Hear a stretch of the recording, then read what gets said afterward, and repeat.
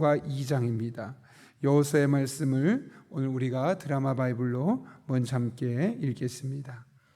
여호수아 제1장.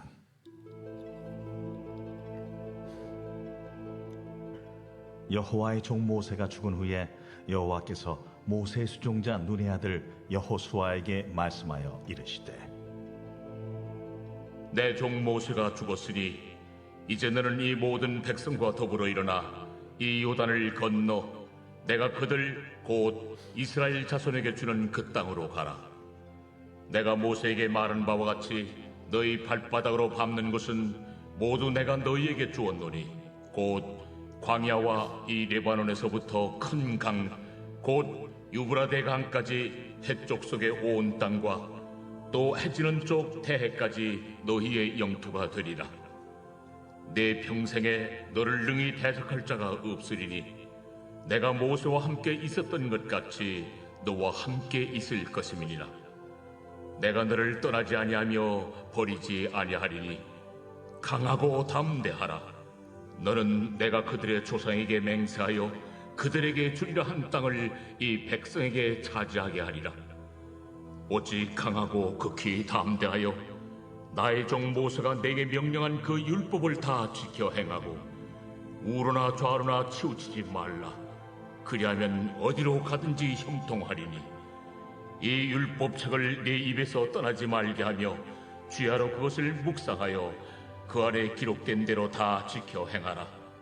그리하면 내 길이 평탄하게 될 것이며 네가 형통하리라. 내가 네게 명령한 것이 아니냐. 강하고 담대하라. 두려워하지 말며 놀라지 말라.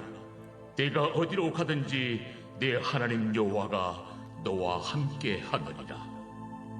이에 여호수아가 그 백성의 관리들에게 명령하여 이르되, 진중에 두루다니며 그 백성에게 명령하여 이르기를, 양식을 준비하라.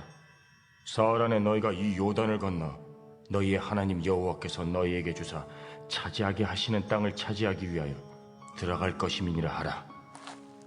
여호수아가 또 루벤 지파와 갓 지파와 므낫세 반 지파에게 말하여 이르되, 여호와의 종 모세가 너희에게 명령하여 이르기를, 너희의 하나님 여호와께서 너희에게 안식을 주시며 이 땅을 너희에게 주시리라 하였나니 너희는 그 말을 기억하라.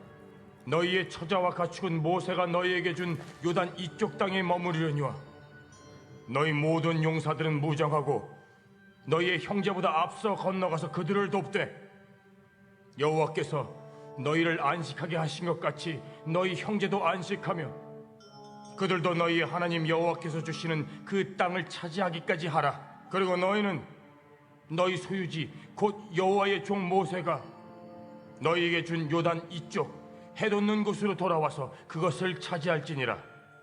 그들이 여호수아에게 대답하여 이르되, 당신이 우리에게 명령하신 것은 우리가 다 행할 것이요 당신이 우리를 보내시는 곳에는 우리가 가리이다.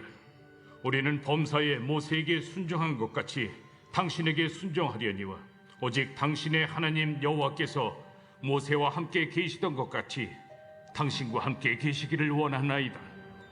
누구든지 당신의 명령을 거역하며 당신의 말씀을 순종하지 아니하는 자는 죽임을 당하리니 오직 강하고 담대하소서. 제2장.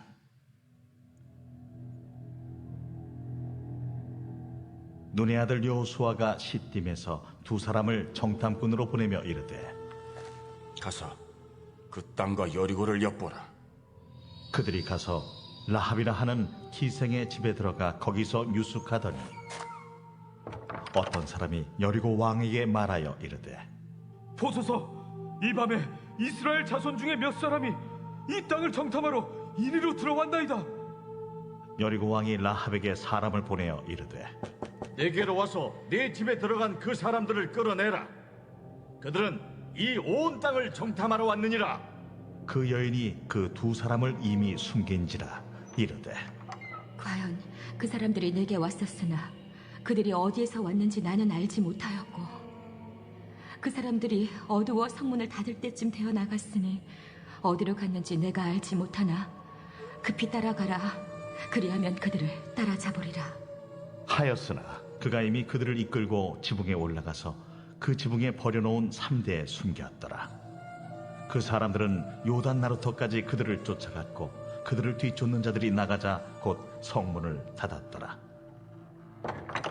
또 그들이 눕기 전에 라합이 지붕에 올라가서 그들에게 이르러 말하되 여호와께서 이 땅을 너희에게 주신 줄을 내가 아노라.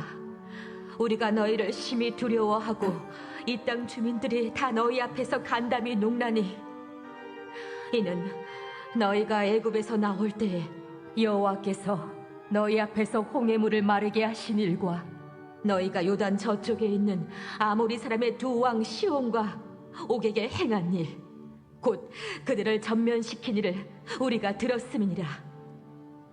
우리가 듣자 곧 마음이 녹았고 너희로 말미암아 사람이 정신을 잃었나니 너희의 하나님 여호와는 위로는 하늘에서도 아래로는 땅에서도 하나님이시니라.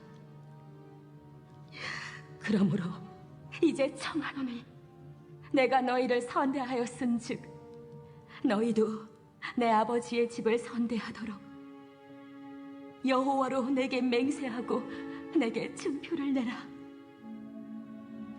그리고 나의 부모와 나의 남녀 형제와 그들에게 속한 모든 사람을 살려주어 우리 목숨을 죽음에서 건져내라. 내가 우리의 이 일을 누설하지 아니하면 우리의 목숨으로 너희를 대신할 것이요 여호와께서 우리에게 이 땅을 주실 때에는 인자하고 진실하게 너를 대우하리라.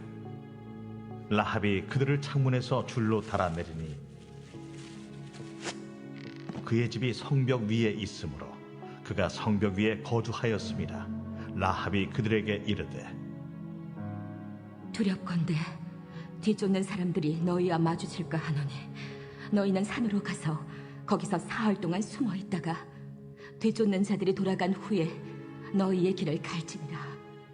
내가 우리에게 서약하게 한 이 맹세에 대하여 우리가 허물이 없게 하리니 우리가 이 땅에 들어올 때에 우리를 달아내린 창문에 이 붉은 줄을 메고 내 부모와 형제와 내 아버지의 가족을 다 내 집에 모으라.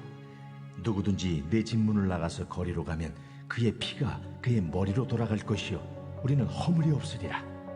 그러나 누구든지 너와 함께 집에 있는 자에게 손을 대면 그의 피는 우리의 머리로 돌아오려니와 내가 우리의 이 일을 누설하면 내가 우리에게 서약하게 한 맹세에 대하여 우리에게 허물이 없으리라.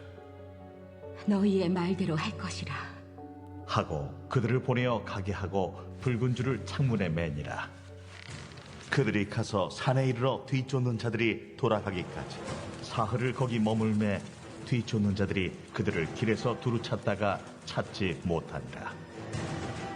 그 두 사람이 돌이켜 산에서 내려와 강을 건너 눈의 아들 여호수아에게 나아가서 그들이 겪은 모든 일을 고하고 또 여호수아에게 이르되 진실로 여호와께서 그 온 땅을 우리 손에 주셨으므로 그 땅의 모든 주민이 우리 앞에서 간담이 녹도이다. 아멘. 오늘부터 우리가 여호수아의 말씀을 함께 새벽마다 살펴보려고 하는데요. 여호수아는 말 그대로 이름을 보게 되면 구약에서는 호세아라고도 하고 또 신약에 가면 예수아다 혹은 예수라는 이름을 갖고 있고 그래서 굳이 번역하면 구원자 혹은 구원하다라는 뜻을 갖고 있습니다. 그 외에 저술 시기에 대해서는 우리가 크게 중요하지 않고요. 사실 여호수아서는 구조가 너무 중요합니다. 크게 세 개로 구성되어 있는데 첫 번째는 1장에서부터 5장 12절까지 이스라엘 백성들이 어떻게 가나안 땅에 들어가게 되었느냐 그 들어가는 여정을 우리에게 소개하고 있고 두 번째는 5장 13절부터 22장까지 그 가나안 땅에 들어간 이스라엘 백성들이 어떻게 그 가나안 땅을 정복하게 되었고 지파별로 어떻게 분배하게 되었느냐 그 과정을 소개합니다. 그리고 마지막 세 번째는 23장과 24장인데요. 여호수아가 하나님께서 맡겨주셨던 이 가나안 땅에서의 사명을 다 마치고 나서 고별사, 유언을 하고 나서 세상을 떠나는 장면으로 뒤어 있습니다. 이렇게 여호수아서는 철저하게 이스라엘 백성들이 가나안 땅에 들어가고 그 땅을 정복하고 분배했다. 그리고 여호수아는 그 중요한 사명을 감당하고 세상을 떠났다라는 측면에서 이 한 가지 초점을 가지고 기록되어 있는 것이 바로 여호수아서입니다. 오늘 우리가 읽은 여호수아서는 모세가 죽은 후에 여호수아가 새 지도자로 등장하면서 본문이 소개되고 있습니다. 사실 모세에 비하면 여호수아는 많은 부분에 있어서 부족한 면이 많습니다. 그는 나이도 모세보다 적었고 또 삶의 경륜도 부족했을 뿐만 아니라 철저하게 앞에서 행동대장으로 싸웠던 사람이지 많은 사람, 특히 200만 명이나 되는 사람을 지도해 본 적이 없었던, 그리고 사실 많은 결정들을 본인이 하기보다는 모세가 결정을 했고 그 결정을 따라 수행하던 사람이었습니다. 표현이 어떻게 될지 모르겠지만 교회로 말한다면 담임 목회자와 부교역자처럼 이 결정권이나 경험에 있어서 많은 차이가 있었던 사람이었습니다. 그런 상황에서 모세가 떠나고 난 뒤에 여호수아에게는 많은 고민, 또 적지 않은 스트레스가 그의 삶에 있었을 겁니다. 왜냐하면 모세가 세상을 떠나고 나서 하나님께서 여호수아를 이스라엘 백성의 지도자로 임명하셨기 때문에 그렇습니다.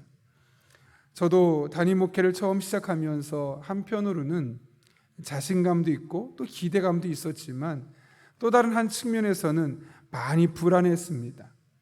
왜냐하면 제가 목회라는 것은 계속해 왔지만 그럼에도 불구하고 담임 목회는 처음 해보는 것, 한 번도 가보지 않은 길이었고 더군다나 적지 않은 사람을 이끌어야 하고 또 리더들이 따를 만한 사람이 되어야 했기 때문에 마음속에 계속해서 적지 않은 스트레스, 고민거리들이 있을 수밖에 없었습니다. 저도 이런데 하물며 여호수아는 어떻겠습니까? 200만 명이 넘는 사람이 있습니다.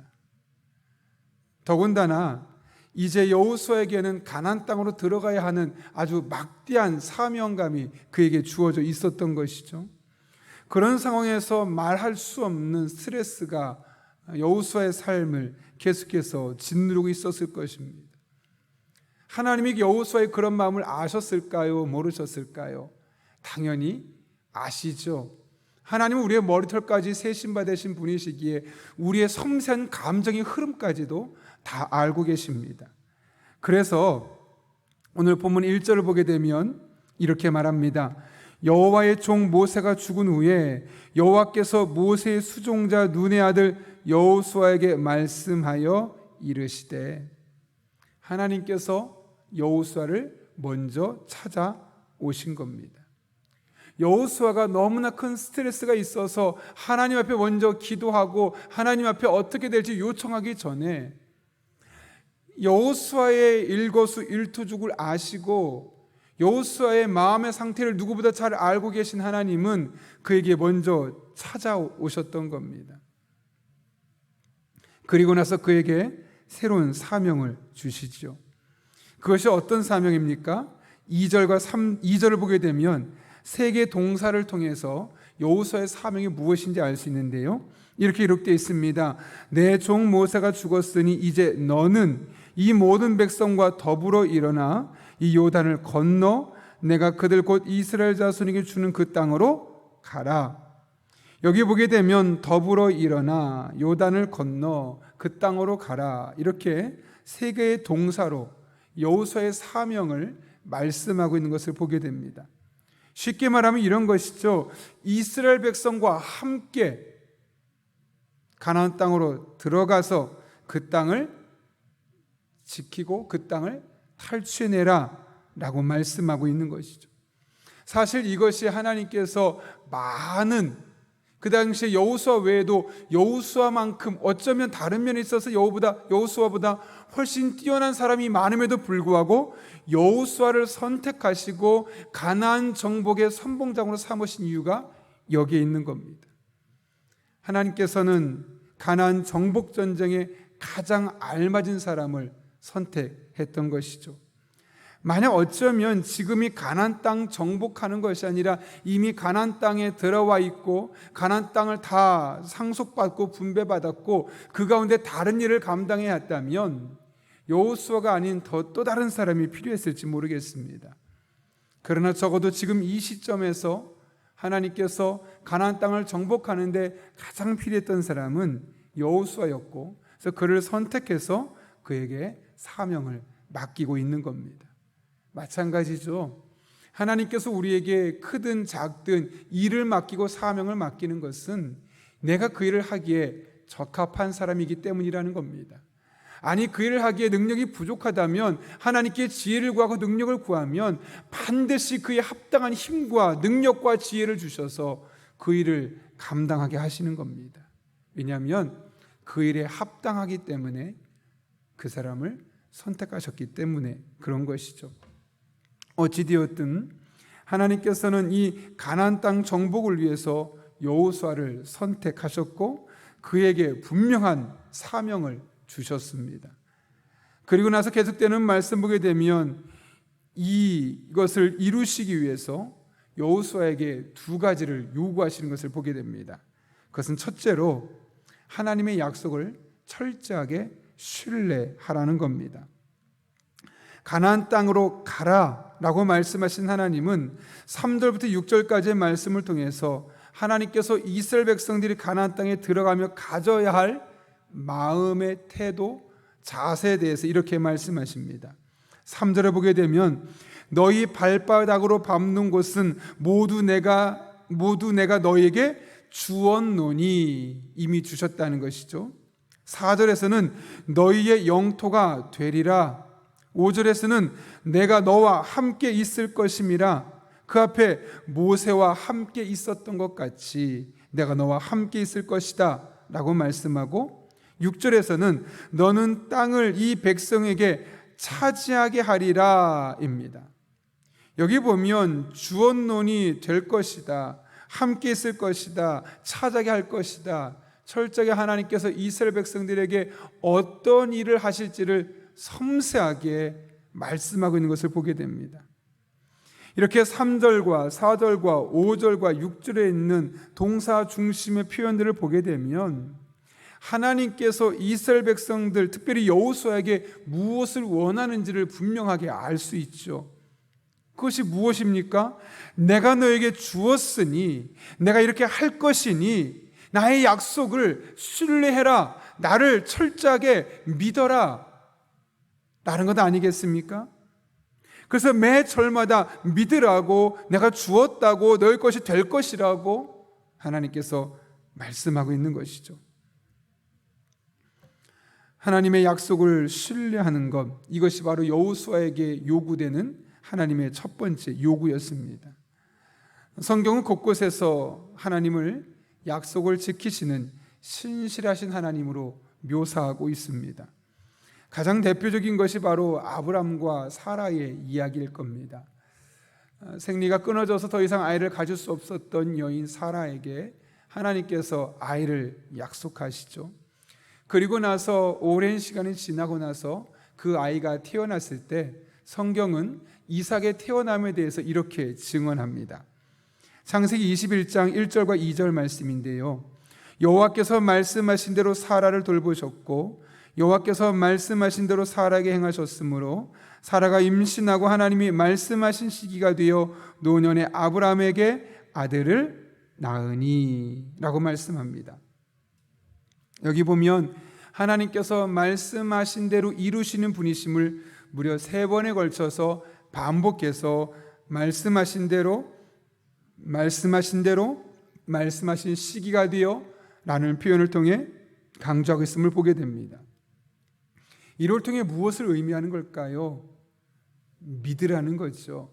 확신하라는 것이죠. 내가 약속한 것은 반드시 이루시는 하나님이라는 사실을 분명히 믿으라는 겁니다. 여러분, 우리가 이 세상을 살아가기 위해서, 또 하나님께서 우리 각자에게 주어진 사명을 감당하기 위해서 이 세상이 우리에게 요구하는 것은 다양한 스펙입니다.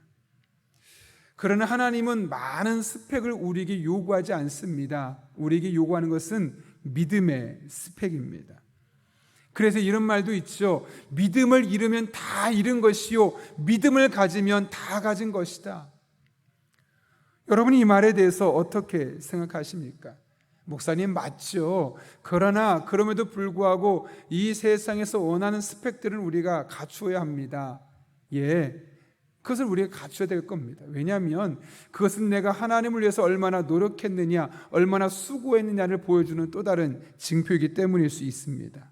그러나 설사 그것이 없다 할지라도 우리가 하나님께 대한 분명한 믿음, 약속하신 바를 반드시 지키시고 성취하시는 신실하신 하나님에 대한 그 믿음, 그 믿음의 스펙만 반드시 분명하면 다른 것은 부족해도 하나님께서 우리를 놀랍게 사용하시는 것을 보게 됩니다. 제가 담임 목회자가 되면서 다양한 많은 목사님들을 개인적으로 분석해 보았습니다. 하나님께서 어떤 분을 쓰시는가 보았을 때 물론 정말 열심히 공부해서 많은 스펙을 갖추고 유학까지 갔다 와서 쓰임받는 분들 참 많았지만 그 이전에 이 교회의 역사를 보게 되어지면 그런 것 조금 부족해도 정말 신실하게 하나님을 바라보며 의지하며 신실하신 하나님을 신뢰하는 그런 분들이 결국 끝까지 하나님의 나라를 위해서 수고하고 애쓰고 변하지 않는 믿음으로, 반석 같은 믿음으로 하나님의 나라를 위해 쓰임받는 것을 보게 되었습니다. 그런데 이것은 비단 목회적인 현장뿐만 아니라 우리 평신도들의 삶에서도 동일하게 나타나는 것임을 보게 됩니다. 정말 철저하게 하나님만 바라보는 사람, 철저하게 하나님만 의지하는 사람, 철저하게 신실하신 하나님 붙들고 그분 의지하며 흔들리지 않는 반석 같은 믿음으로 살아가는 사람, 그런 사람들을 하나님은 반드시 그런 사람들에게 은혜를 주시고 그런 사람을 통해 하나님의 일들을 해 나가시는 것을 우리가 목회 현장에서 얼마나 많이 보았는지 모릅니다. 하나님께서 우리에게 요구하시는 것은 믿음입니다. 약속하신 바를 신실하게 지키신 하나님, 그분을 의지하는 것입니다. 우리가 신실하신 하나님을 끝까지 의지하고 흔들리지 아니하고 지금 비록 내가 원하는 상황과 동떨어져 있어서 마음에 답답함이 있고 우리의 마음을 이리저리 흔들 수 있는 상황이 있다 할지라도 그 신실하신 하나님을 의지할 때 날마다 그 믿음을 통해 역사하신 하나님 모두 경험하는 그런 주의 종들 될 수 있기를 예수님의 이름으로 축원합니다.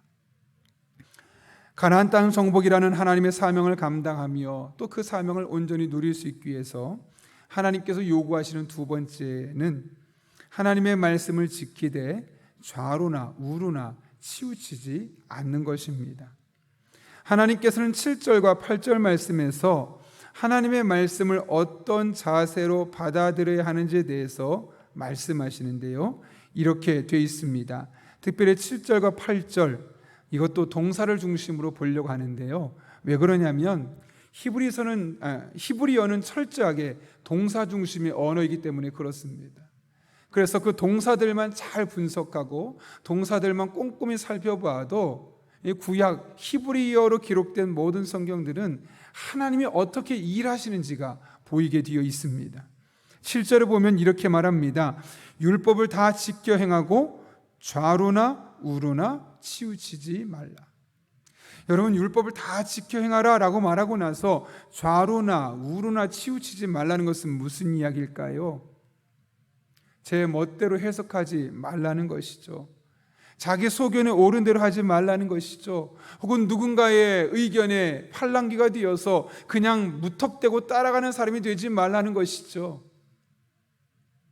8절에서는 말합니다. 이 율법책을 내 입에서 떠나지 말게 하며 주야로 묵상하며 기록된 대로 지켜 행하라.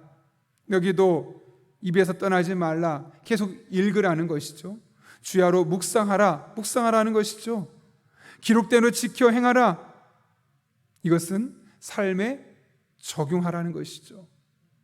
이렇게 하나님의 말씀 지켜 행하며 좌로나 우로나 치우치지 않기 위해서 하나님께서 요구하시는 것은 매일 말씀을 읽고 묵상하고 그것을 삶으로 적용해서 그 말씀대로 살아내라는 겁니다. 정리하면 말씀을 제 멋대로 해석하지 말고 그 말씀이 나의 삶의 일부가 되도록 하라고, 그렇게 하기 위해서 말씀을 읽고 묵상하고 적용하는 훈련을 하라고 우리에게 말씀하고 있는 겁니다. 여러분, 말씀이 우리 삶에 얼마나 중요한지 여러분 다 잘 알고 있을 겁니다. 그런데 그것을 아는 사람은 많지만 그 말씀이 나의 삶의 일부가 되어지도록 그 말씀을 가지고 읽고 묵상하고 적용하는 훈련을 하는 사람은 그렇게 많지 않습니다. 어젠가요, 올림픽 사격에서 김민정 선수가 은메달을 땄다고 그러죠. 25m 거리에서 사격으로 그 선수가 은메달을 따게 되었는데요, 그녀의 양쪽 시력이 0.3이고 교정한 시력이 약 1.0 정도 된다고 합니다. 목사님, 그 정도 되면 꽤 괜찮은 시력 아닙니까? 원래 시력이 0.3이나 나쁘긴 하지만 교정해서 1.0이면 꽤 괜찮은 것 같은데요, 그러나 일반인들이 보기에는 꽤 괜찮은 시력이지만 눈이 생명인 사격 선수들에게는 치명적인 약점이라고 합니다. 교정 시력이 1.0이라는 것은 아무리 좋게 노력을 해봐도 1.0 이상을 가질 수 없다는 것이죠. 다른 대부분의 사람이 1.5, 좋게는 2.0 되는 사람이 있는 상황에서 1.0의 시력을 갖고 있다는 것은 정말 핸디캡, 단점을 하나 갖고 살아가는 것과 마찬가지입니다. 그녀도 그것이 본인에게 약점이고 부족한 부분임을 분명히 알았습니다.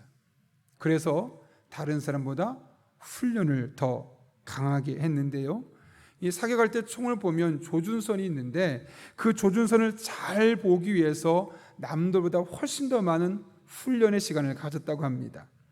이를 위해 자신에게 맞는 손잡이까지 따로 바꾸기도 하고, 자세가 조금이라도 흩어지면 계속 그 원래 자세를 유지하기 위해서 자신이 보기에 만족스러울 때까지 훈련을 거듭했다고 합니다.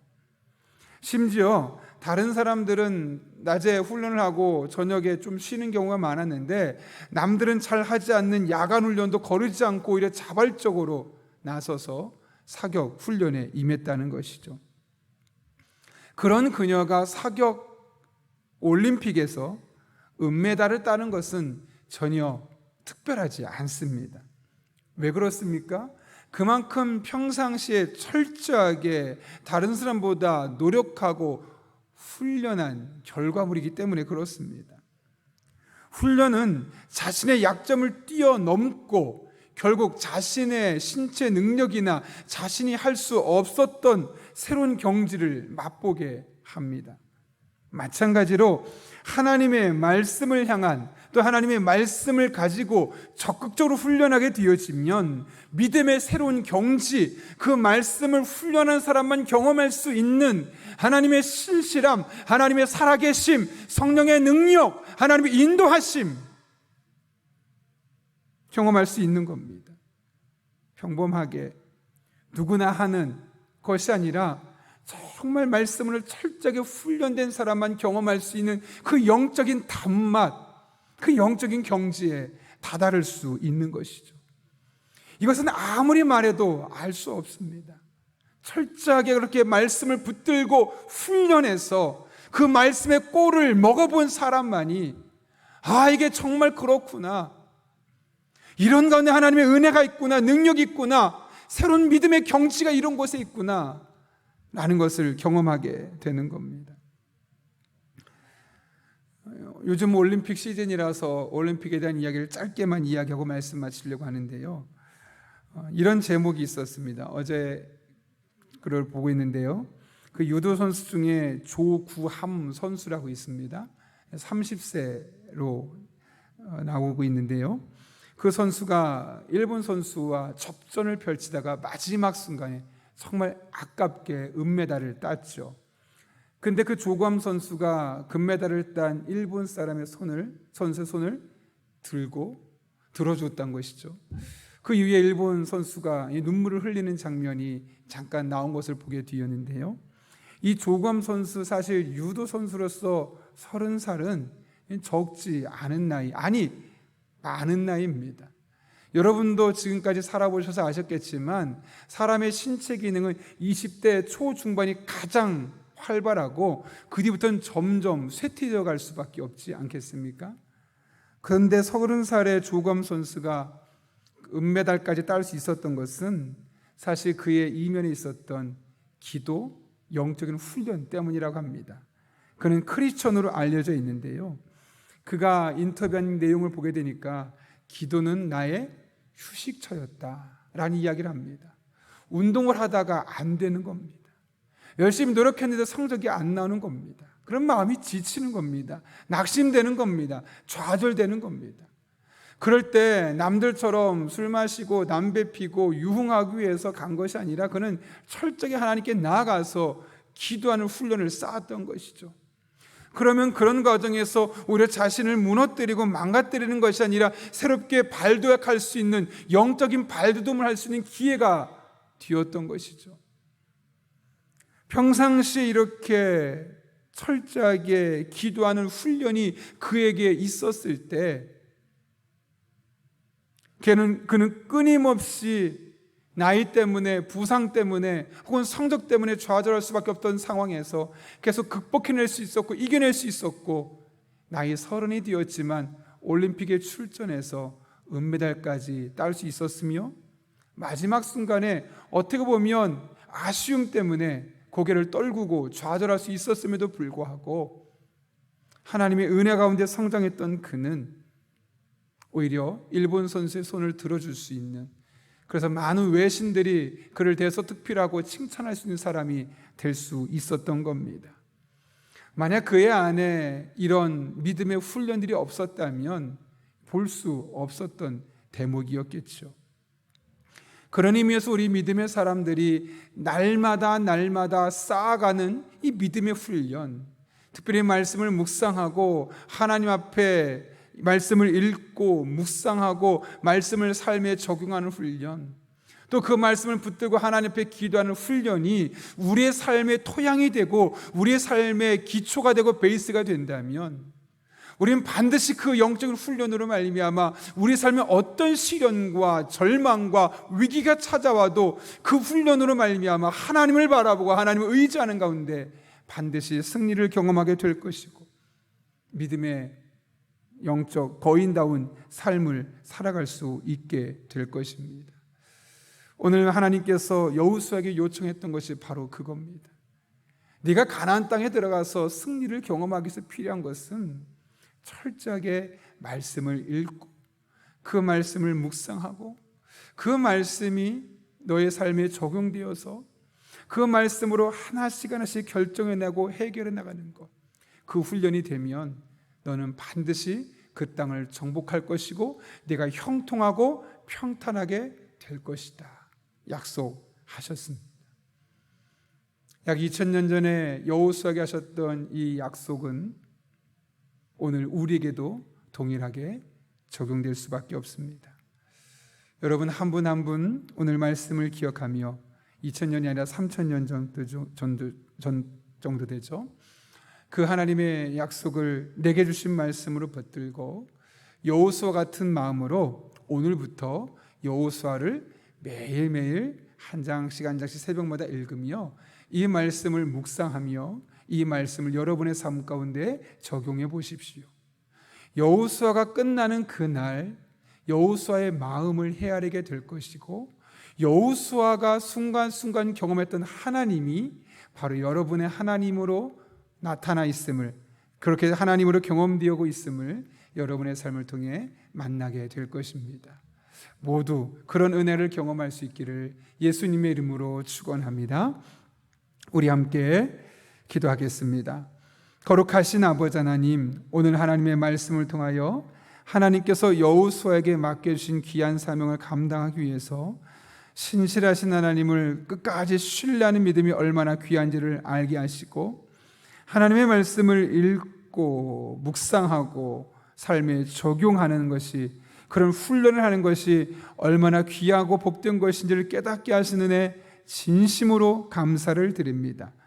오늘부터 말씀을 매일매일 읽어나갑니다. 말씀을 묵상합니다. 말씀을 우리의 삶에 적용합니다.